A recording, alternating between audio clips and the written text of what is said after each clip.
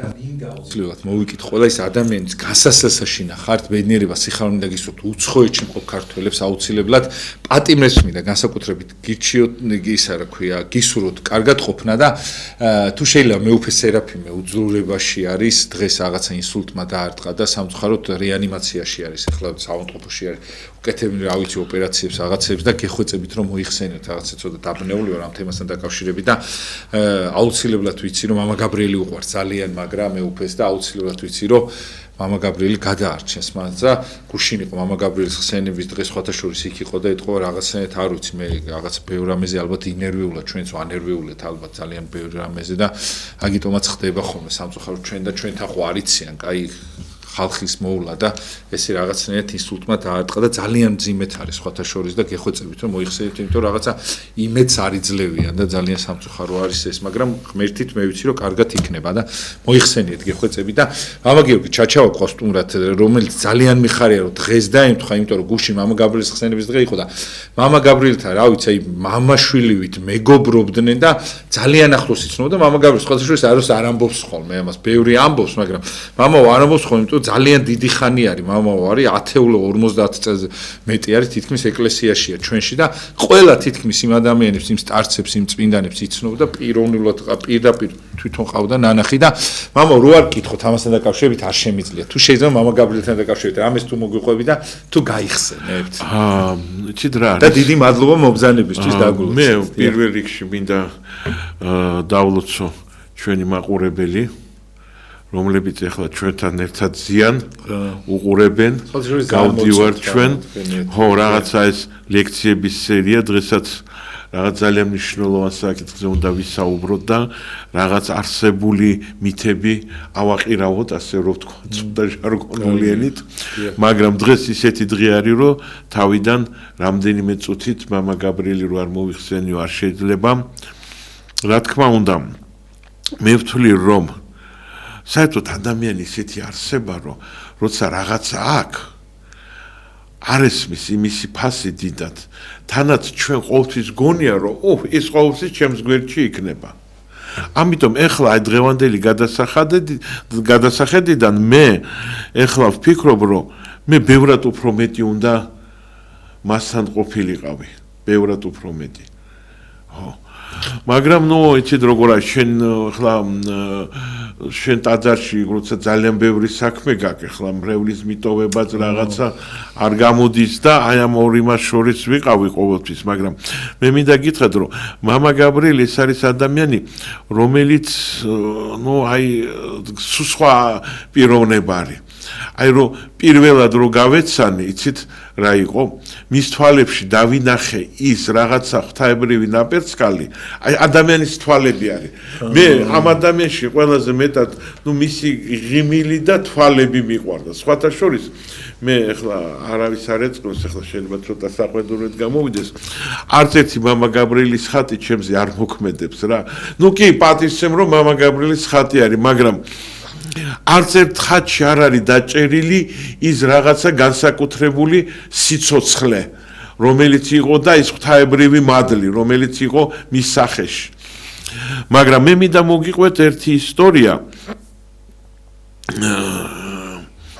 მაშინ ეს ახლა დღეს უკვე მამა ელისი არის მაშინ რევაზი იყო ჩვენ 80 სიხარულიძესთან სიხარულიძე და მე და მამა ჩემი წავედით მამა გაბრიელთან სახლში და მე მინდა გითხრათ იქ მე რაც ვნახე მას ჰქონდა პატარა ეკლესია გაკეთებული ოთახი სამლოცველო ოთახი ის რაც მე ვნახე მე მან რატომღაც ადგა და თვითონ თავისი ხელით დაშალა და ვერ გავიგეთ რატომ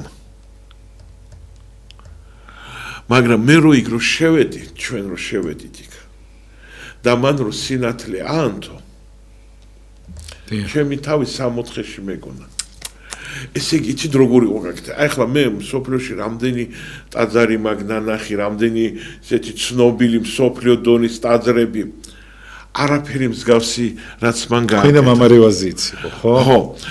შეიძლება მე მანაც ერთხელ თუ მოყვება. იცით რაღაცა მე იმდენად შოკირებული ვიყავი, რომ იცით, აი უცბად მან ჩართა რუბილნიკი და მთელი ეკლესია და ყველა ხატი განათდა სულ სხვანაირად. თან მისი ხელით იყო გაკეთებული. ანუ წარმოვიდგინოთ, იქ კედლებზე 1 სანტიმეტრიც არ იყო კვადრატული, თავისუფალი. ყველგან იყო ხატები. და ისე იყო განლაგებული და ხატების უკან ჰქონდა განლაგებული განათება დაბლიდან. მე თვითონ ახლა მთელი ბავშვობა ელექტრობით ვიყავი დაკავებული, მაინტერესებდა ეს ხობივით ჰქონდა და ამას ფიქრობდი, რომ ეს როგორ გააკეთა. და უყურებდი, ესე იგი უყურებდი, ნუ რაღაცა საოცრება იყო. რაღაცა საოცრება. ნუ იქამდეც ხო მიყვარდა პატივცემ, მაგრამ ეს რო დავინახე, მე მივხვდი, რომ ეს არის ადამიანების საოცრად ნიჭიერი ადამიანი. ღვთივ გაგრძნობ. აი მსგავსი რაღაცა მე არაზოს არ მინახავს. ნუ მაშინ არც მობილურები ქონდა, არც ვიდეო, არც ვიფიქრებდი, რომ ასეთ რაღაც რომ გადაგვეღო უბრალოდ. მაგრამ მე მგონი მას დაანგრევინეს, იმიტომ რომ არ შეიძლებოდა ეს. მე გეუბნები 1980 წელი და თვითონ ეს კაცი დევნაში იყო, თქვენ იცით ძალიან კარგად და აი ეს ამაში მე დავინახე აი განსაკუთრებული ნიჭი ამ ადამიანის. განსაკუთრებული ნიჭი. ანუ მე გეუბნებით, მაგას იმ დროს ერთი თვითონ თურმე გააკეთა. იქ ერთი ბრიგადა ელექტრიკოსები რომ მიგვეყვანა, მაგას ვერ გააკეთებდნენ. საოცარი. მაგრამ ეს ნიშნავს, რომ ეს იყო ღმერთის სიყვარულმა გააკეთებინა. და ყოველთვის აი შეხვედრის დროს აი რაღაცა სხვანაირი ნათება იყო მის თვალებში, სხვანაირი მადლი იყო მის თვალებში. ის განსაკუთრებით იდგა და ყოველთვის მასთან ურთიერთობა იყო ძალიან საინტერესო და მას ბევრი აქ მოყოლილი იქ ბეთანის მონასტერში ფუტკრები ყავდათ. და ეს როცა ხდება გაყოფა ოჯახების და ოჯახი გაიქცა. და ეს მათთვის ზარალი იყო ახლა იმ მონასტრისთვის, იმიტომ რომ ის დედა ფუტკარი რამდენიმე 1000 ფუტკართან ერთად გაიქცა. იმიტომ რომ კი დატოვა ძველი ფუტკრისა და ახალი გაიქცა და განო ოჯახი გაიყო ორად. და მამა გაბრიელმა რაქნა მოატანინა იქ დადოისა ცარიელისკა და დაიწყო ლოცვა. და ეს გაქცეული ისინი ფუტკრები მთელი ოჯახი შემოფრინდა აი იმ ახალ სკაში დაბრუნდა. ეს ისტორია არის და ნუ ბევრი არის ესეთი ისა, მაგრამ რა არის იცით? აი ეს შენ უნდა არის რაღაცები, რაც შენ უნდა დაინახო, შეეხო. არის რაღაცა ესეთი გენიალური მომენტები, რასაც შენ ვერ გადასცემ. მე არ გამაჩინე იმდენი მადლი, რომ ეხლა მე იმისი დანახული მადლი ეხლა ჩემში გამოვსახო. ხო? არ შეუძლებელია ეს. და ეს იყო იმ დროს არასწორად შეფასებული და დაფასებული ადამიანი და ჩვენ ვერ ვაფასებთ. არა, ბევრი აფასებდა რაღაცა. პატრიარქი აფასებდა და ისეთი ხისეული ხალხი აფასებდნენ, მაგრამ ნუ დევნაში იყო, ხო იქ? დევნაში იყო, იმიტომ რომ მაშინ პატრიარქიც იყო, ხო დევნაში? ხო, არა, ყველა რელიგია მთლიანად იყო დევნაში და ის კიდე კარგად გადარჩა მაშინ თავის. აი იცით რატომ მამაო, რატო გეკითხებით ის რომ არასწორად არ გაიგო, იმიტომ რომ პერიოდი ერთი ემთხვევა და თითქოს ჩვენ დევნით ეს ტყუილია. ვიღაცა თუ იტყვის რომ ჩვენ ეკლესიაში ხა ან თქვენ ან მეუფე დანიელი ან უწმინდესი ან ვიღაცა დევნით, ან სხვა სფეროზე არის აქ საუბარი კომუნისტებზე და იმას. ხო, იმიტომ რომ მან პარადის დროს დაწვა ის უზარმაზარი ლენინის სურათი, რომელიც იყო გამოჭიმული იმის, რა ქვია, პარლამენტის შენობაზე. იმიტომ რომ არასწორად იგებენ მამაო და სხვები იყენებენ ცუდად და მაგიტომ მინდა რომ ხაზი გაუსვოს სხვათა შორის კაი რაღაცა თუ. და სხვათა შორის მაშინ ეს იყო პატრიარქი დავითის დროს. მან იყო ჩაღა პატრიარქმა დავითმა დევდარიანმა რომ ეს კაცი არ წაიყვანეს, არ და არ ისაქნეს და კიდე კარგად გადარჩა, იმიტომ რომ საერთოდ ვიღაცა სხვა რო ყოფილიყო ეთქვა ნუ ესეც ღმერთის ფარველობით თქო ღმერთმა შეგვანარჩუნა ის რომ ჩვენთვის ის ყოფილიყო იმიტომ რომ ასეთ ადამიანს უბრალოდ გააქრობდნენ იცით როგორ გააქრობდნენ უგზაკვალოდ და საერთოდ ორ დღეში მისი ხსენებაც კი აიგზალებოდა ხო ღვთის ძალამ იმას ხო ამიტომ აი ღვთის ძალამ დაიცვა და მე მახსოვს მაშინ ისაქნეს მაგრამ თქვენ რას გეუბნებოდათ ხო პიროვნულად არ უთქვათ თქვენ თქვის რომ ღდელი გამოხვიდოდით არა იმან იცოდნენ რომ მე სემინარიაში ვსწავლობდი დიახ იმიტომ რომ როცა ჩვენ გავეცანი მე მას ხო მე ზუსტად ჩავაბარე სასულიერო სემინარიაში დიახ და რო ჩავაბარე თან ვიყავი პატრიარქის ტიხაროსანი და უცბად გამოვდივარ საკურთხევლიდან იქ და მოვდივ და ვხედავ აი ესეთი ადამიანი ზის იქ სიონში იქით რაღაც სკამზე კედელთან და უცბად მომაჯადოვა მან თავისი აი რაღაცა საოცრად კეთილი და საყვარელი თვალებით და რომ მივედი მე რომ გავიგე რომ მამა გაბრიელი ვკითხე რომ ქვია რაღაც გამეღიმა და აი ესე დაიწყო ჩვენი ურთიერთობა და ნუ რა არის იცით აი სხვათა შორის მას არ უყვარდა ბევრი ლაპარაკი აი შენ მის გვერდში რომ იჯექი აი მივიდოდი დავჯდებოდი და აი იქიდან გრძნობდი ძალიან კეთილ ენერგიას აკლიანი კაცი ხო რომელიც უფრო მეტი იყო ვიდრე ნებისმიერი ლექცია იმიტომ რომ ლექციებს ისედაც ვისმენდი ისედაც ვკითხულობდი ისედაც იმაშვრებოდი და მისგან აი ეს იყო ძლიერი აი ეს ლოცვა და სხვათა შორის მე რომ ვიღაცა ჩემი ახლობელი მაშინ ხშირად ნახევრად ლეგალურად ნათლავდნენ ბავშვებს რაღაც იყო ძალიან ხშირად ოჯახებში ინათლებოდა ბავშვი ჩუმად და თუ მეტყოდნენ თუ ვინმეს ისეთ სასულიერო პირს თუ იცნობ, იმიტომ რომ შენ გენდობი თუ აი ისეთი გვინდა რომ აი ძალიან მადლიანი კაცი და მე ვეტყოდი კი მოგიყვან და მამა გაბრიელთან ერთად მივიდოდით და სურათებიც მაქვს ერთ-ერთი მართლა შემდეგ აუცილებლად თუ შეგიძლიათ მომაწოდოთ, იმიტომ რომ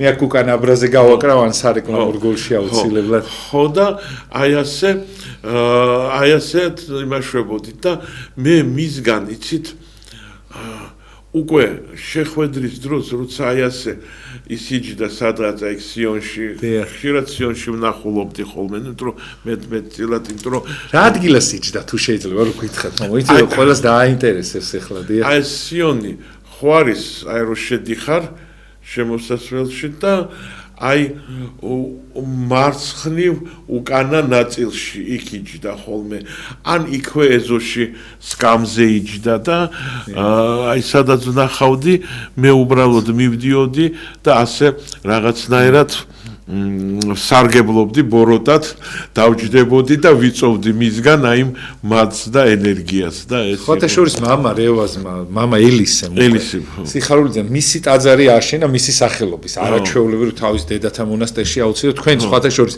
აი სანამ მოვიდოდი ვესაუბრებოდი და თქვენ ძალიან დიდი სიყვარულით მომიკითხეო ესე მითხრა და ხო და აი მე ეს არის თქვენ ახლა ცოცხალი ისტორიები ხო და აი მამა ელისეც არის აი ძალიან დიდი მისი მეგობარი, მხარდაჭერი, სხვათა შორის ფინანსურათაც ეხმარებოდა მას, იმიტომ რომ მას არავითარი შემოსავალი არ ჰქონდა და მე ვიცი რომ მე ბევრჯერ მინახე როგორ მამა იმ დროს ნუ რევაზი იყო ჩვენ ისა, როცა მივიდოდა და რაღაცა ჩუმად, რაღაცა თანხას მისცემდა რომ ეს კაცი მშერი არ მომკვდარიყო და რაღაც ისა და ამიტომ მამა ელისეს დიდი ასეთი ღვაწლი ხო პირადად თვითონ აი ესე ფინანსურად ეხმარებოდა მას და მამა ძალიან დიდი მადლობა ესეთი ლამაზი საუბრისათვის და თუ შეიძლება აი ხა დახმარებაზე გამახსენდა როგორ უნდა დავეხმაროთ ადამიანები ერთმანეთს და რა იმით რომ ხა წარმოგიდგენთ ხა იან მამა ელისემ რა იცოდა წარმოგიდგენთ ვის ეხმარებოდა და უცბად თურმე რამხელა წმინდას ეხმარებოდა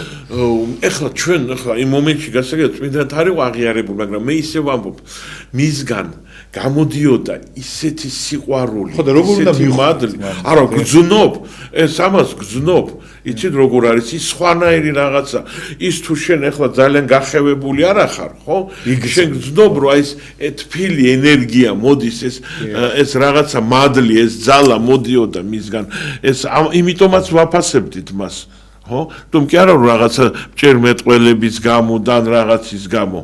ხო. და აი სხვათა შორის აი ხო იყო სალუსი. ჩემ თანდასწრებით არასდროს არ უსალუსია. მეც ვიცნობდი ეგეთ ხალხს, მეც ვიცნობდი. ხო, არასდროს არ უსალუსია. არ სჭირდებოდა. იმიტომ რომ უკვე მას იმდენი მადლი ქონდა, ეთყობა უკვე ამ სალუსობით დაგროვილი, რომ როცა აი მე მივიდოდი, მე არასდროს არ მინახე, სალუს უნდა ხანდისხან არადეკვატურად რაღაც ისე. კი ამბობდა აი მე ესეთი უღირსი, ეს ისა სადამაგმე მადლი, არამაგმე მადლი თავს იმდაბლებდა რაღაცა, მაგრამ აი სალუსობის ელემენტები ჩემთან ურთიერთობაში არასდროს არ მინახია და უბრალოდ ძალიან თავდაბალი ის იყო და რო ვეტყოდი მამა აი წამოდი რა, უნდა რომ აი ძალიან განსაკუთრებული ადამიანის ხელიდან რომ ეს ბავშვი მოინათლოს და წამოდი, მე სადამაკ ამდენი მადლიო რაღაცა თავიდან რაღაცა შეწუხდებოდა და მე ვთხოვდი რომ მამა გაბრიელ წამოდი და წამოვიყვან და ესე ძალიან თავდაბალი იყო ძალიან. ის დაუშვათ ის ვინც იყო ბავშვის მამა, მანქანით მოგვაკითხა ჩავჯექით და წავედით ერთ-ერთი ისა დოლიძეზე იყო ასეთი ნათლობა ქონდა ჩვენ და აი ასე ძალიან ლამაზად კარგად ესავქენ. ხო არ გაქვთ მამა მისი აი ნაქონი რამე ნაჩუქარი ნივთია რაღაცა ხო არ გაქვთ ჩემ ცხოვრებაში? იცით რა არის მე ჩვენ შორის არ იყო ასეთი რაღაცისა მე მისგან რამე ნივთი არ მჭირდებოდა, იმიტომ რომ მე საერთოდ იცით როგორი ადამიანი ვარ ჩემთვის აი ნივთში არ არის ძალა, აი ცოცხალი მადლი, რომელიც გადმოდის, ის იმდენად მნიშვნელოვანი, აი მე სხვათა შორის იცით რომ აი ჩვენ ხშირად ვივდივართ წმინდა ადგილების მოსალოცავად და მე თითქმის ძალიან იშვიათად რომ იქ რამე წამოვიღო, იქიდან წამოვიღო, იმიტომ რომ მატერიალურად, ფიზიკურად წამოღებული ეს რაღაცა სხვა რაღაცა არის. იმიტომ რომ სულიერი და აი ზუსტად დღეს რაზეც უნდა ვილაპარაკოთ, აი ზუსტად ეს არის და მე თუმცა ვისაც წამს მამაო ესე ძალიან მაგარია. კი, რა თქმა უნდა. მაგრამ ბევრი წმინდა ნაწილები ისე ვიმეორებ რომ აი მამა გაბრიელთან როცა მივიდოდი, მე იცით როგორი ის ვიყავი, მე მჭირდებოდა მადლი. აი ეს უზარმაზარი ენერგია. აი რო გენატრება მაინც მისი ნაქონი რაღაცა ხო. მაგრამ ამავე დროს მე მორიდებულად ვიყავ. ჩემთვის ეს უკვე ესეთი დიდი მოვლენა იყო, რომ მე თქვა, მე ზუსტად არ ვარ ესეთი ადამიანი, რომ ვიღაცას ვთხოვო, რომ რაღაცა მომეცი. თან ვიცოდი, რომ თვითონ გასაჭირში არის რაღაცა, ეხლა აქეთ მე იმას ფიქრობდი, აქეთ უნდა მივცემ იმ ადამიანს. ანუ მე ასე ვთვლიდი, რომ ჩვენ უნდა მისთვის რაღაცა ფიზიკური საგანი მიგვეცა და იქიდან მიგვეღო ცოცხალი მადლი, სულიწმინდის მადლი, რომელიც ცოცხლად გადმოდის ადამიანიდან ადამიანში. აი, ვინც არის სულიწმინდის მადლის მატარებელი, აი იმისგან რომ გადმოვა შენს. აი ეს არის ყველაზე კაი ფორმა ჩემთვის. მე ასეთი ადამიანი ვარ. ახლა სხვა შეიძლება უცებ რაღაცა ფიზიკური საგანი შეიძლება, მაგრამ მე ვცდილობ რომ რაღაცად მოვწყდა იმ ფიზიკურ საგნებს და გადავიდე უფრო სულიერ იმაზე. მადლობა. ხო და ახლა მოდით გადავიდეთ ჩვენ აი იმაზე საკითხებზე, რომელიც ჩვენ ვერ დავამთავრეთ და ძირითადი ძალიან მნიშვნელოვანი საკითხები არის. ამ თემას მის მამაო ახლოს არის ამ თემას. კი, ახლა ის არამატერიალური და მატერიალურს და არამატერიალურ შორის. და მე ხათა შორის მამაო რახაც ბოდიში ვიხდი რომ აი ისა რა ქვია რომ მინდა რომ თქვა რომ დედა ქეთევანი ძალიან დიდი ადამიანი არის. ცხეთის აუცილებლად რომ მოვიკითხო, რა თქმა უნდა, მას ურთიერთობა ჰქონდა მამა გაბრიელთან და ძალიან დიდი დამსახურება ჰქონდა. და მამა გაბრიელის მიმართ ჰქონდა დიდი პატივისცემა და აუცილებლად აქედან იმ დედებს და დედა ქეთევანს მართლა აი ძალიან ბევრს აკეთებს მამაო იმსაც, იმიტომ რომ იცით რატომ მამაო ერთი გუშინ იყო, აი რა ვიცი, ალბათ 10,000 კაცამდე იყო ცხეთაში არ მამაკაცის არის ხსენების დღეს. არ არის გასაკვირი. სხვადასხვა ქვეყნებიდან არა სხვათა შორის ჩვენ ვიყავით წმინდა ადგილების მოსალოცავად ბულგარეთში და ბაჩკოვის მონასტერში მე მაქვს ახლა აქ მობილურში სურათი და რო შევედით აი აგერ არის საკურთხეველი და მარჯვენა მხრიდან კარგად ხეში გაკეთებული დიდი ასეთი ისე და მამა გაბრიელის სურათი არის ბაჩკოვის მონასტერში. ხო და ამიტომ იქაც კი ასეთ პატივს ცემენ მას და აფასებენ. ეხლა ჩვენ ასეთი იცით საყვარელი იმიდან გადავიდეთ ცოტა რთულ თემებზე. დიახ. საქმე იმაშია რომ ჩვენ უნდა მოდით ასე ვთქვათ, სამწუხაროდ ხშირად გარკვეულ ილუზიებში ვიყავით. ჩვენი რელიგია, ცით რა არის? საქმე იმაშია, რომ ყველაზე ღმერთმა ძალიან ბევრი ძვირფასი რაღაცების შექმნა ამ სამყაროში. მაგრამ ერთ-ერთი მისი მთავარი ქმნილება ეს არის ეკლესია. და ამიტომ ეკლესია ეს არის ძალიან მნიშვნელოვანი მოვლენა, რაც ღმერთმა შექმნა. მაგრამ ჩვენ გვესმის, რომ ეს ეკლესია შედგება ადამიანებისგან. და ადამიანი, რომელიც მოდის, გასაგებია, რომ ჩვენ არ ვართ სრულყოფილები და შესაბამისად მიუხედავად რომ ჩვენ მოვდივართ ამ ეკლესიაში, გვიყვარს, ვეხმარებით, რაღაცა შემოწირულობებსაც ვაკეთებთ, მაგრამ მაინც სუსტები ვართ, მაინც ხანდისხან დაძაბულობა იქმნება ხოლმე. რაღაცებ და რაც მთავარია, ჩვენ საქმე რაში არის, იცით? აი არის დაუშვათ მორწმუნე ადამიანი და არის ღვთის სიტყვა. მაგრამ მორწმუნე ადამიანს შორის და ღვთის სიტყვას შორის კიდე არის იმ სიტყვის მოსმენის უნარი, გაგება რომ შენ ღმერთის ნათქვამი სიტყვა გესმოდეს. ეს ცოტა სხვა რაღაცა არის. უნდა გესმოდეს ღვთის სიტყვა. და აქედან გამომდინარე მე მინდა აი წაგიკითხოთ არ შეიძლება არ წაგიკითხოთ, იცით, დაბადებიდან, მეორე თავიდან ის ადგილი, რომ ღმერთმა შექმნა 6 დღე ეს სამყარო და მე-7 დღეს განისვენა, დაისვენა. და იცით, აი ამ მე-7 დღესთან დაკავშირებით ძალიან სერიოზული ყურადღება არის, რომ დაისვენა. ხო. გამახვილებული არის ყურადღება. ანუ რა ხდება, ჩვენ მთელი ცხოვრება საუბრობთ, რომ უნდა ვიშრომოთ, რაღაცა გავაკეთოთ.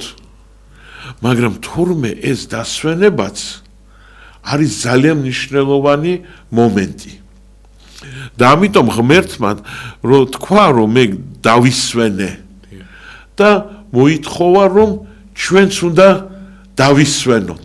აი შებათობა არის უფრო რაღაცა მისტიური მომენტი არის იმ დასვენებაშიც კი და მაგრამ აქ რა მომენტია ეხლა ჩვენ ეს დასვენება როგორი დასვენება არის მე მინდა აუცილებლად წაგიკითხოთ ებრაელთა მიმართ პავლე მოციქულის ეპისტოლე ებრაელთა მიმართ ეს არის ვიწყებ მესამე თავიდან მე-7 სტროფით და ნახეთ აეხლა იცით რა არის ეხლა რატომ მე იმაშვრები ამდენი წელიწადია ვკითხულობდით და ვერ ხვდებოდით და აი აქ არის ერთი დეტალი და თქვენ მოხდებით შეიძლება ჩვენ აქ დღეს ღვთისმეტყველებაში პატარა რევოლუცია მოვახდინოთ აი მოდით ასე ვთქვათ აი თქვენ მე ვიცი ძალიან მცოდნე ადამიანი ბრძანდები და მე თქვენ კითხვას დაგისვამთ ანუ ამოცანა რა იყო ებრაელების, როცა გამოიყვანა ეგვიპტის მიდან მონობიდან, ხო? რისთვის გამოიყვანა? აბა თქვენ როგორ იცით ეს? მოეხსნა. ხო, და სად უნდა წაეყვანა? ხო, მაგრამ ატარა ხო, მაგრამ სად რისთვის? ღმერთამდე რომ მიიყვანა, ხსნა არის ღმერთში. ხო, მაგრამ სად უნდა მიიყვანა ფიზიკურად? კონკრეტულად რას? აღთქმულ მიწაზე, ხო? ხო. ღმერთთან რა, აღთქმულ მიწაზე. აღთქმულ მიწაზე ეს ქანანეელები ადრე ცხოვრობდნენ და ანუ მთელი ეს ამბავი ჩვენ გვესმოდა და ჩვენ სწავლობდით, რომ ეს ყველაფერი ხდებოდა იმისთვის, რომ ებრაელები გახდებოდნენ ბედნიერები, როცა შევიდოდნენ ამ აღთქმულ მიწაში. აი ახლა ნახეთ. და ამას ახლა ნახეთ სინამდვილე რა არის. ამიტომ როგორც იტყვის სული წმინდა, დღეს როცა მოისმენთ მის ხმას, ნუ გაიქვავებთ თქვენ გულებს, როგორც წვიმის ჟამს უდაბნოში გამოცდის დღეს. ანუ აი ეს ებრაელებმა როგორც აი უდაბნოში გაიქვავეს თავისი გული, არ უნდა გავიქვავოთ. და რატომ? სადაც გამომცადე, ეხლა ღმერთი ლაპარაკობს, სადაც გამომცადეს თქვენმა მამებმა და ხედვიდნენ ჩემს საქმეებს 40 წელიწად. ამიტომაც მოვიძულე ეს მოდგმა, ნახეთ, ეს ძალიან სერიოზული ამბები არის. აი ეს მოდგმაო ღმერთმა, მე მოვიძულე ეს მოდგმა და ვთქვი, მარადჟამს ცდებიან გულით და ვერ შეიცნეს ჩემი გზა, ასე დავიფიცე ჩემი რისხვით, რომ არ ეღირსებიან ჩემს სიმშვიდეში შესვლა. აი აქ არის მთელი რევოლუცია. ანუ ღმერთმა ისინი გამოიყვანა და მთავარი ამოცანა კი არ იყო, აი დღეს სადაც ისინი არიან, აი ქანანელთა მიწაში შესულიყვნენ. არამედ უნდა შესულიყვნენ ღმერთის სიმშვიდეში. ანუ რა ხდება, იცით? აი ეს ძალიან ტერიტორიას მნიშვნელობა აქვს. მოდით ასე ვთქვათ ახლა, მოდით უნდა ისე უტილიტარულად ვიმსჯელოთ, ხო? აი ახლა რა ვიღოთ ისრაელის ეს მიწა წყალი რაც არის. აი ისრაელის სირგულივ ყველა მეზობელს ნავთობი აქვს. ისრაელს არ აქვს ნავთობი. და ისრაელის სირგულივ აი ყველა ის არიან ძალიან მდიდარი ნავთობით, გაზით და შესაბამისად ის. ისრაელს არ აქვს. მერე ისრაელში პრაქტიკულად არ არის, იქ საერთოდ ძალიან პრობლემები არის წყალთან. ერთი გენესარეტის ტბა, ხან ზღვას ეძახიან, ხან ტბას და იქ არის მტკნარი წყალი, მაგრამ ქვეშიდან არის მარილიანი და შეიძლება თუ იმ წელიწადს არ იყო წვიმები და ცოტა მეტი თუ იხმარეს, შეიძლება აყირავდეს და მარილიანი ამოვიდეს ზემოთ, მტკნარი წავიდეს ძირს და საერთოდ არ რჩებიან უწყლოდ. ნუ აქ კიდე რაღაც ჭები ამოთხრილი, საიდანაც ღებულობენ. ნუ იორდანეს მდინარე, რომელიც გასაგებია დასალევად და რაღაც იმათ უცბად დავიბენ თქვენ რო კითხვა დამის. ხოდა. თქვენ წარმოიდგინეთ. ამიტომ როგორც ასეთი ეს მიწა არაფერს არ ნიშნავდა. თურმე. ანუ ისინი ამ მიწაზე უბრალოდ შემოსულიყვნენ და შევიდნენ კიდევაც. ამით არაფერი არ შეიცვალა. მაგრამ ღმერთს უნდა თავიანთ სიმშვიდეში შეეყვანა. აი ამაზე მე ვისაუბრებ ჯერ დავამთავრე, მაგრამ რას ნიშნავს ამ მშვიდობაში ყოფნა.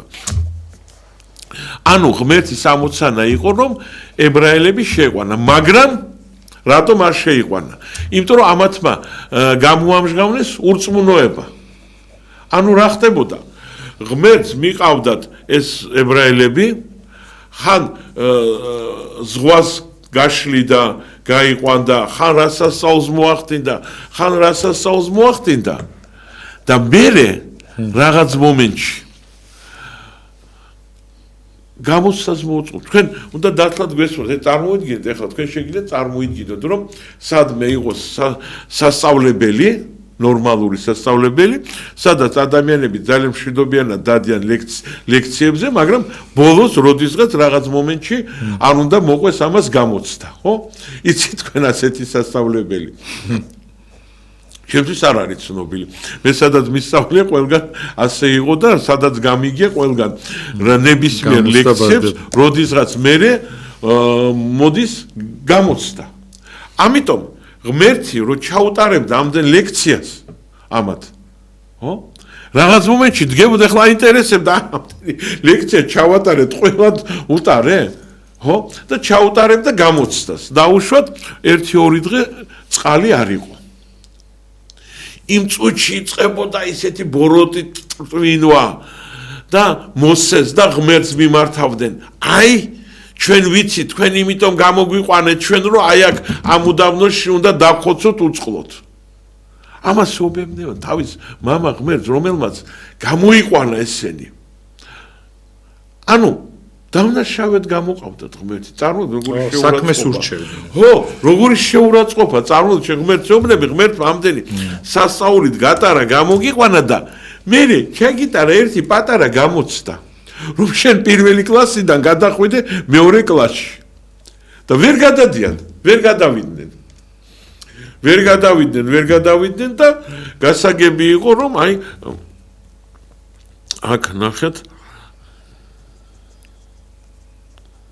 აგერ რას გვეუბნება იფხიზლეთ ძმანო რომ არ წერთ თქვენთაგანს არ კონდეს უკეთური და ურწმუნო გული რათა არ განუდგეთ ცოცხალ ღმერთს რაც მოხდა იმ დროს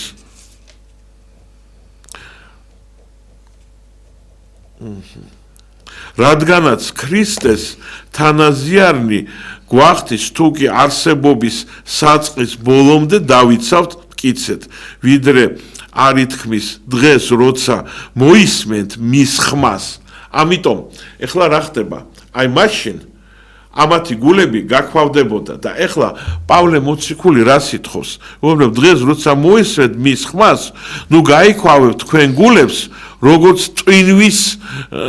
ტვინვისას ვინაიდან ზოგმა ისმინა და ტვინვას მოყვა მაგრამ ყველა კი არ ვინც მოსეს მოეხმარა გამოვიდა ეგვიპტიდან ეხლა რა ხდება აქ საქმე იმაში არის რომ როდესაც ანუ რა მოხდა აი ამის გამო ებრაელები ვერ შევიდნენ აღთქმულ მიწაზე და რატო ვერ შევიდნენ ბოლო ყველაზე ასეთი ღმერთის ასეთი მოთმინება მოკლა მაშინ როცა ებრაელები მივიდნენ ეს მაშინ ეს ადგილი სადაც ახლა დღეს ებრაელები ეს იყო ხანანელები იყვნენ დასახლებულები და თქვა ეს სადაც ღვინო იკურთხა ხო არა ხანანელები ეს ხანანელები არა კანას ის ხანანელები ის ქვეყანა ქანაანის მიწა იყო ეს მთლიანად და ქანანელები ცხოვრობდნენ და მან უთხრა თქვენ უნდა შეხვიდეთ ეხლა და აიღოთ ეს მიწა თქვენიაო უთხრა ღმერთმა მიდითო ღმერთი გეუბნება მიდითო ამათო ეს არა მოიცაო და გააგზავნეს ჯაშუშები რომ გაიგოთ იქ რა ხდება გამოვედნენ ეს ჯაშუშები და უთხრეს რომ ვაიმეო ეს ქანანელებიო იმისთანა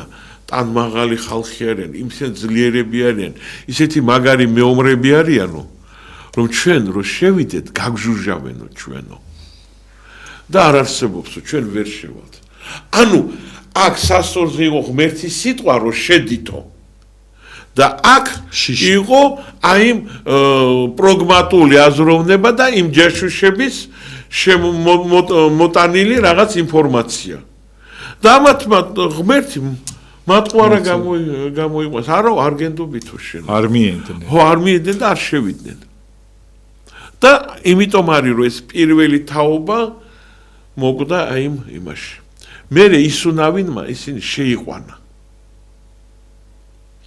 მაგრამ საქმე იმაში არის რომ მან კი მიწაზე შეიყვანა მაგრამ ღვთაებრივ სიმშვიდეში ისინი ვერ შევიდნენ ეს არის ძალიან დიდი ტყვილი რომ შენ გონია რომ შენ სადღაც შეხვალ რაღაცა მიწაზე რაღაც შეხვალ რომელიც სახში რომელიც შენ არ აგიშენებია მოიხმარ იმ ჭას რომელიც შენ არ ამოგითხრია და შენ იქნები ბედნიერი ღვთაებრივი მშვიდობის გარდა და შესაბამისად ამათმა ეს მშვიდობა ვერ მიიღეს ანუ ღმერთისგან არსებობს რაღაცა ძალიან დიდი ასეთი სუბსტანცია მდგომარეობა ადამიანისთვის რაც ღმერთმა ჩვენთვის განსაზღვრა ღვთაებრივ მშვიდობაში ყოფნა მაგრამ პირველმა თაობამ საერთოდ ვერ გამოიყენა და მეორე თაობაც ვერ გამოიყენა და რატომ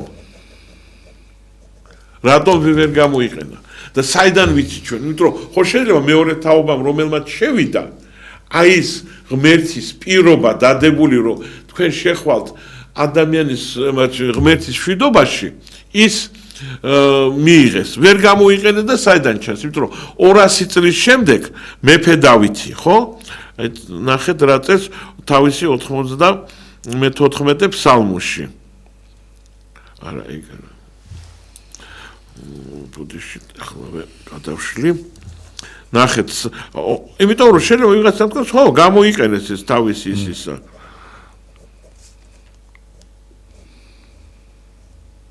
აი, ფსალმუნი. და ნახეთ, უკვე 200 წლის შემდეგ. რას ამბობს? იგივეს ამბობს.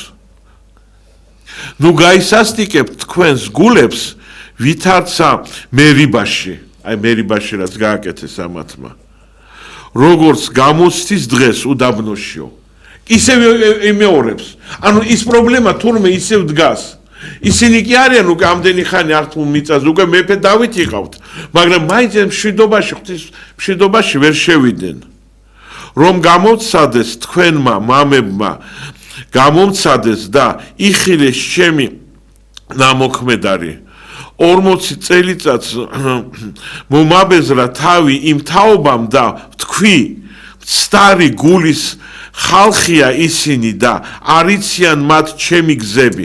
ამიტომ დავიფიცე ჩემი მრისხანების ჯამს, რომ ვერ შევლენ ჩემ სავანეში. ანუ უკვე იქ არიან იმ მიწაზე, მაგრამ ჩემ სავანეში, ანუ სხვა რაღაცაზე მიდისაო. ანუ სავანე იგივე მისი მშვიდობა. სავანე რა არის? სადაც მშვიდობიანი მდგომარეობა. თაივანი. ხო.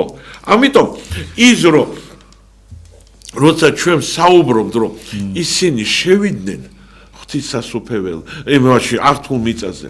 ეს არის მხოლოდ ფიზიკურად მოხდა. მაგრამ ღმერთს სულ სხვა რაღაცა იყო ქონდა გათვალისწინებული ჩვენთვის ადამიანებისთვის. და დღეს ეს არის ისევ აქტუალური. ანუ აი ეს რაღაცა დიდი საჩუქარი წარმოიდგინეთ, რომ ადამიანი ვიღაცა დადიოდეს ძალიან ძვირფასი საჩუქრით. და უბრალოდ მოდით და წაიღეთ. და წამღები არ იყო. წამღები არ არის. ანუ ებრაელებმა ამდენი ხანი ვერ წაიღეს და ამაზე საუბრობს, ესე იგი პავლე მოციქული. და ნახეთ რაც გვეუბნება კიდე, აი ახლა უკვე ებრაელთა მიმართ თავის მეოთხე თავში. უკვე ჩვენ გვეუბნება. ნახეთ დღეს გვეუბნება, მას გვეშინოდეს, რათა ვიდრე რჩება აღთქმა მის სიმშვიდეში. შესვლისას რომელიმე თქვენთაგანი გარეთ არ დარჩეს. ანუ ეს მშვიდობის აღთქმა დღესაც არის. და უკვე დღეს ჩვენ ქრისტიანებს გვეუბნება, რომ ებრაელებმა ვერ შევიდნენ და თქვენს რო ვერ შეხვიდეთო. აი ეს არის საშიში. ეს სულიერი შესვლა არის ღმერთთან, არა ტერიტორიაზე არ არის საუბარი. ანუ რა არის მშვიდობა? აი წარმოვიდგინოთ დღეს ახლა, იცით როგორ არის? ანუ სწორი პასუხი გამეცია ისე. ხო. ანუ რა ხდება ესე იგი? ხო. თქვენ წარმოიდგინეთ, ხო? აი რა არის მშვიდობის საპირისპირო მხარე? შფოთვა. რა თქმა უნდა. მოდით დღეს ვნახოთ რა დღეში ვარ ჩვენ? ძალიან ცუდი. ყველა არის შფოთში, ყველა რაღაცას შფოთავს, ყველა რაღაცას ზრუნავს და ვართ ამ შფოთში. და ამ დროს გვეუბნებიან, რომ მოდი, შემოდი და ეს ამ შფოთს როგორ ამ შფოთის და გამოსვა როგორ შეიძლება, როცა ადამიანი აღიარებს, რომ მას არ შეუძლია თვითონ შექმნას ეს ბედნიერება. იცი ადამიანი ტყუდება, მას გონი აგერ ძალიან ბევრ ხალხს ვიცნობ, რომ ის ფიქრობს, რომ აი ახლა ერთი 5-6 კილოთი რომ ან 10 კილოთი რომ გავხდე, всё. აგერ ჩემი ბედნიერება დადგება. ვიღაცას ფიქრობს, რომ აი ეს მაზერატის მანქანას თუ ვიყიდი, всё, ვიქნები ბედნიერი. ვიღაცა ფიქრობს, იქ რაღაც აგარაკს რო ავიშენებ, ვიქნები ბედნიერი. არაფერით ამას ყველაფერს მიაღწევენ, მაგრამ იგივე შფოთში, იგივე უბედურებაში არიან. ჩილე მე უარეში ჩავარდა კიდე. იმიტომ რომ ამის დაკარგვის გეშინია და ასე შემდეგ. ნო, ბარბარა სტრაიზენ, ხო? ესე იგი, როგორი ნიჭიერი ქალი იყო, აღიარებული ქალი იყო, სოფლიო დონის მომღერალი იყო, ფინანსები არაფერი არ აქვს, მაგრამ ისეთი უბედური იყო, რომ ნუ რამდენად ცნობილია წამლით წავიდა და რატო არის? იმიტომ რომ ის აი ამდენი რაღაცის მოხვეჭილი, სახელით, მსოფლიო ცნობილი, რაღაც უზარმაზარი ფინანსები ჩვენ ვარ დაგვესიზმრება, მაინც ვერ შევიდა მშვიდობაში. ამიტომ ადამიანს თუ ადამიანის ლაზარე ადამიანი ესე გეუბნება ღმერთსო.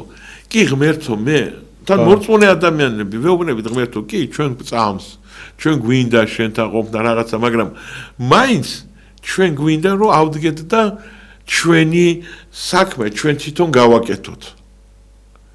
და ამიტომ მთელი ცხოვრება მახრჩობელი და პიედესტალამდე დარბივართ. ხო? ხან რაღაცა კარგად გამოგვივა და პიედესტალზე დაგვაყენებენ და ეთქვენ ჰარიქა რა მაგარია, მეორე მომენტში რაღაც არ გამოგვივა და უკვე წაგვიყვანენ მახრჩობელაზე რომ ჩამოგვახჩონ და დღევანდელი ჩვენი ცხოვრება აგერ არის. როცა ადამიანი ცლად უდიდესი თანამდებობიდან ციხის კარამდე მიდის. რამდენი ყავს ახლა ასეთი ადამიანები? ხო. ანუ რა ხდება? ანუ ეს არის ილუზია. ეს არის ილუზია, ეს არის მირაჟი, რომ შენ ღმერთის გარეშე რაღაცას გააკეთებ. ერთადერთი შენ რაც უნდა გააკეთო, შენ უნდა მიენდო ღმერთს და უთხრა ღმერთო, მე ჩემი საქმეები არ მაქვს. მე ვიქნები შენ საქმეში და მაშინ ვიქნები წარმატებული. შენი მსახურები. ხო. აი ამაშია საქმე, მაგრამ ადამიანს მაინც უნდა რომ წავიდეს და თვითონ რაღაცა ღმერთის გარეშე თავისით აკეთოს, იწვალოს და აი როგორც თქვი მახრჩობელას და პიედესტალს შორის მთელი ცხოვრება ასე იაროს.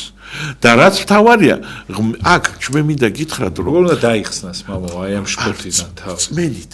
აი ახლა მოდით გითხრათ, ჩვენ არც ერთი არა ვართ იმ წმენაში. მოდით ვნახოთ იქ შაბათობასთან ღმერთი რას ამბობს? ღმერთმა მარტო კი არ თქვა, მე 7 დღეს დაისვენეთ. აი ახლა მე რაღაცას ვეთქვი და შეიძლება თქვან რომ ეს კაცი გღუპავსო ჩვენო და რაღაცა უნდა რომ რაღაც ის გვიქნას, მაგრამ ნახეთ ღმერთმა რა თქვა? 6 წელიწადი დათესეო.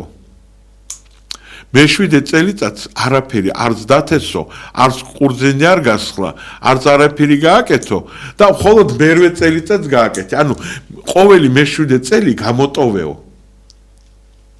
ახლა დღეს რომ თქვა რომ მოდით 1 წელიწადი ჩვენ საერთოდ სოფლის მეურნეობა, მაგრამ ღმერთი ეუბნება რომ მე იმ 6 წელიწადსო იმდენს მოგცემო. თუ შენ მზად იქნები რომ ასეთი რწმენით რომ შენ ის გეყოფა თლის მე-6 წელიწადი, მე-7 წელიწადი და სანამ მერვე წელიწადს მიიღებ იმ ახალ მოსავალს. ვარ ჩვენ მზად ახლა ამისთვის? მაგრამ მე მინდა გითხრათ რომ ეს ბიოლოგიურადაც დამტკიცებული არის. აი მე როცა ბიოლოგიას სწავლობდი, ხო? მაშინ ჯერ საბჭოთა კავშირის დროს გასაგები იყო იქ ვერავინ ვერ დააბრალებდა რომ საბჭოთა მეცნიერები დიდი მორწმუნეები იყვნენ, მაგრამ ეს იყო ცნობილი რომ მიწა რამდენიმე წელიწადში ერთხელ უნდა დაასვენოს, შენ უნდა კონდეს 2 წყობა მიწის. და ნუ იქ ცოტა სხვანაირად იყო რომ აი ეს რაღაც მიწა უნდა დაასვენო. იმიტომ არის რომ დღეს მიწა რომ ჩვენ ყოველწლიურად რომ ვამუშავებთ იმას, იმიტომ არის რომ ის ვეღარ იძლევა იმ მოსავალს. და იმიტომ არის რომ დღეს უამრავი ქიმიკატების გამოყენება გვჭირდება იმისთვის რომ რაღაცა მოვიბადოთ, იმიტომ რომ არ ვასვენებთ იმ მიწას. ეს აგრონომიოთაც დამტკიცებული ფაქტი არის. ანუ ცალკე რო ავიღოთ, აი დავუშვათ საერთოდ იმაზე რაც წერია ბიბლიაში და დავანებოთ თავი, აგრონომიოთ ეს ასე არის. და მე მინდა გითხრათ რომ მე პირადად მომივიდა ასეთი ამბავი.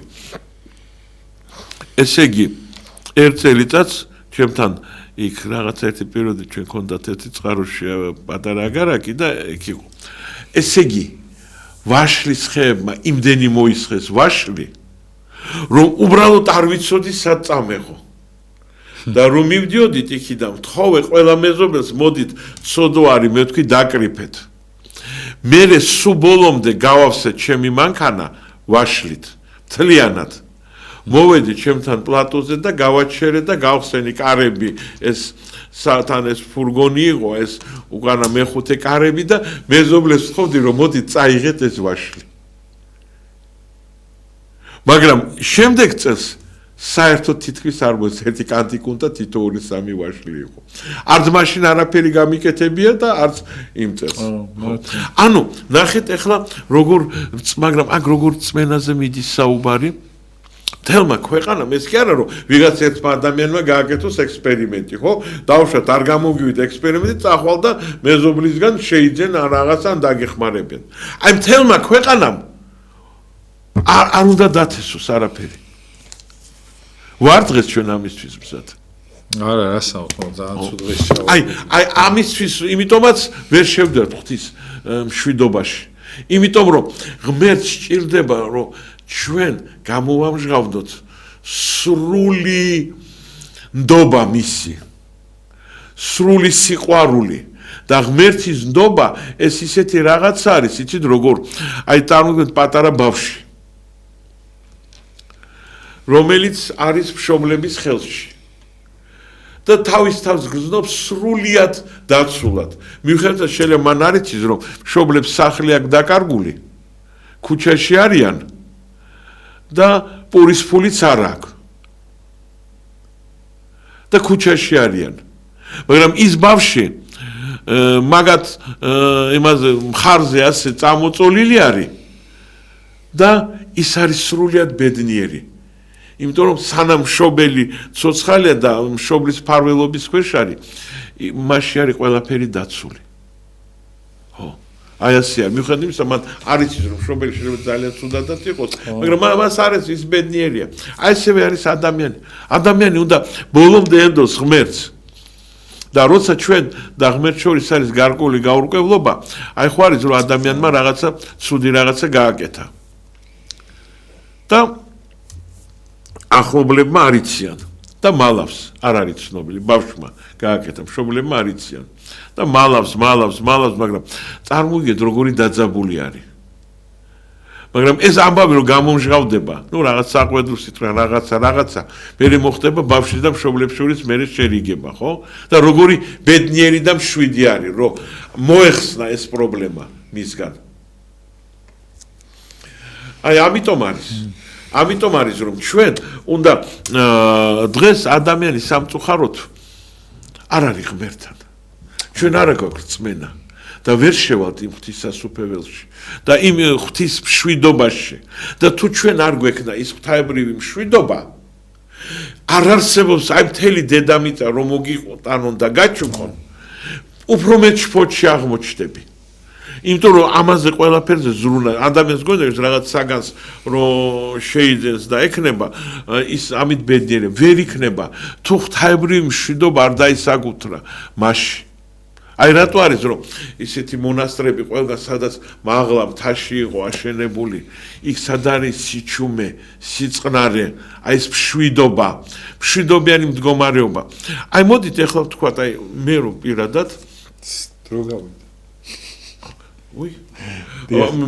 მე პირადად რომ მითხრან აი რას ავირჩევდი მე ნებისმიერი განცდისგან მე ავირჩევდი აი ეს ღვთაებრივ მშვიდობას ავირჩევდი აბარა რა თქმა უნდა აი ეს არის და ამიტომ ჩვენი რეზუმე ერთ სიტყვას თუ იტყვით მამაო როგორ მოვიპოვოთ მაინც აი ორი სიტყვით აი მოკლედ რომ ვიღაცა მოინდო უნდა ბოლომდე ვენდოთ ღმერთს და ღმერთმა თუ დაინახა რომ ჩვენ თუ ჩავაბარეთ ნდობის გამოსთა ღმერთის წინ ჩვენ მას თუ დავანახეთ რომ ჩვენ ბოლომდე ვენდობით მას უსიტყვო დაუფიქრებლად ყოველგვარი არგუმენტების და უტილიტარული მოსაზრებების გარეშე მაშინ ჩვენ შევალთ ღვთაებრივ მშვიდობას რომელიც დღესაც მზად არის ანუ ეს მშვიდობა აგერ ღმერთ ისე უჭირავს და ეუბნება მოდით და აიღეთ გამომართვით და ჩვენ არა გვაქვს და დღეს აი ესეთ უბედურებაში ვცხოვრობთ. ამიტომ რეზუმე არის ის რომ იმ აღთქმული მიწა არაფერს არ ნიშნავდა.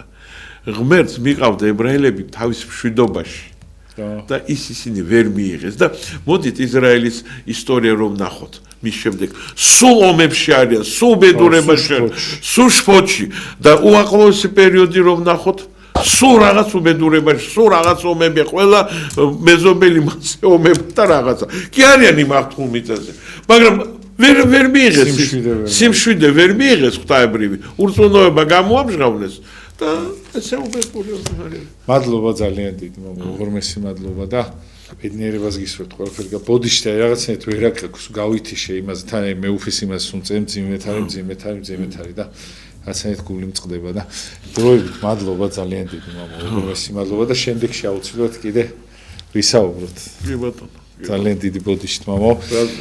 გემშვიდობები დაგიბრუნდები ზუსტად 5 წუთში მამა ლუკას უპატაშვილთან ერთად, მამა გიორგი ჩაჩავა გახდა ჩვენი სტუმარი და რა ვიცი ბედნიერებას გისურვებთ ყველაფერი კარგს.